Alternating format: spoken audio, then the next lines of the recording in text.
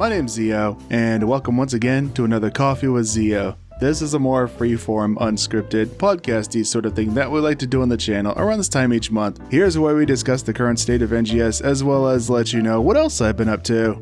So as you know, Stia is coming out in a little over 2 weeks, and I know some people have jokingly called it Volgalio. Are we finally going to learn the secrets of Planet Alpha?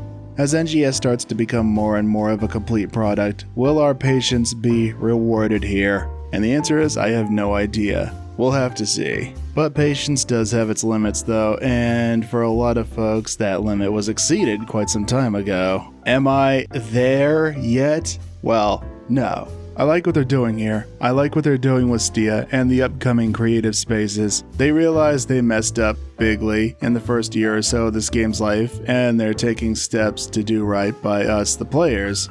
But with that being said, there's another challenger coming in the free-to-play anime MMO space. Yeah, I'm talking about Blue Protocol. After watching the live stream the other day and the response to the video that I put out about it, that got me thinking, is it time to pivot? And the answer to that is, well, maybe. If ever there was a game to get me to pivot off PSO2 content completely, this might be it. But like always, I'll reserve final judgment until I've had a few hours with it hands-on. There does seem to be a decent amount of overlap between the two communities. I know some folks who play PSO2 that are also looking forward to Blue Protocol. I know my colleagues Non-Pawn and Thrift Shoppin' got some PSO2 folks together for Tower of Fantasy, and that worked out pretty well. One thing I like here is their monetization. There's no gacha, there's a cash shop for cosmetics and a season pass. I also like the fact they're really drilling down and paying attention to player feedback from the last network test. They are not trying to rush this thing out the door. They really want to make this thing the best it can be, and I respect them for that. They're having a network test for the Japanese servers in January, and of course I threw my hat in the ring. I don't know if I'll get in though, as I think I used up all my beta luck with PSU and base PSO2. Yeah, I think my luck ran out with the 2 NGS closed betas in Japan last year. There were a few English-speaking content creators who were hooked up with codes for the second one, but alas, I wasn't one of them. Maybe if I hadn't fallen out of favor with certain people around that time. Japan's getting it next spring, and I guess we'll have to wait till the Game Awards to hear anything about an international release. Speaking of which, here's what I hope they do instead of Asia getting a head start on everyone else. They can hive off the regions for monetization laws or whatever, but keep everyone on the same content schedule. They can have their little differences like collaborations and stuff, but keep the core content on the same schedule. It's the 2020s for Christ's sakes. We should be past the days of, oh, Japan and Korea get everything and we get crumbs. What? Japan has this cool armor? Korea has this cool weapon? We're not getting any of those? Okay, Google. How to fake a Korean social security number. Yeah, it was like that back in the day when Korea started asserting itself as a dominant force in the MMO market. If Bamco is handling operations and everything, then there is literally zero excuse. They seem to be pulling out all the stops here, but I don't think anything is going to touch PSO2's character creation.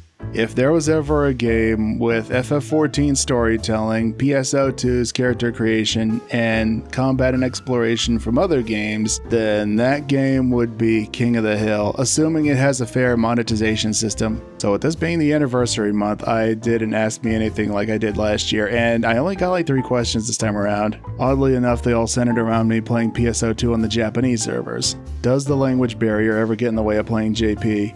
Not really. For one thing, there's the English patch and the fact I don't really communicate with anyone in-game outside of a few of the other English-speaking folks. Next is, have I learned any Japanese from playing JP? Well, a little bit. I knew some going into it, but got kinda rusty after my 2-year hiatus. Next is, what are the biggest factors keeping you on JP? Well, for one thing, I have a bunch of things that aren't on global. Another thing is, I have a few friends on there from PSU, and before that, PSO1. On top of that, I've been there since the closed beta in 2012. So yeah, it's pretty much been home base for me. I dicked around on global here and there, but it never really felt like home. I know people have come into my streams and be like, what ship you on? I'm like, ship 2 on the Japanese servers. They're like, damn it. What can I say? We humans are just creatures of habit. We get set in our ways, especially as we get older. Some people think it's pretty cool having a window into a world that they might not be able to experience otherwise. I never really looked at it that way until recently. So, am I going anywhere? No, not in the near future. We still don't know what SEGA has up its sleeve for after Stia besides housing and gunblades. So what do you think? What are you looking forward to the most? And in the spirit of Thanksgiving here in the US, what are you most thankful for? I'm thankful for all of you watching this. You know how much I love chopping it up with you guys in the comment section and on the streams. I hope you enjoy the rest of your day. And to my US based friends, happy Thanksgiving. And remember, to thine own self be true. Until next time, farewell.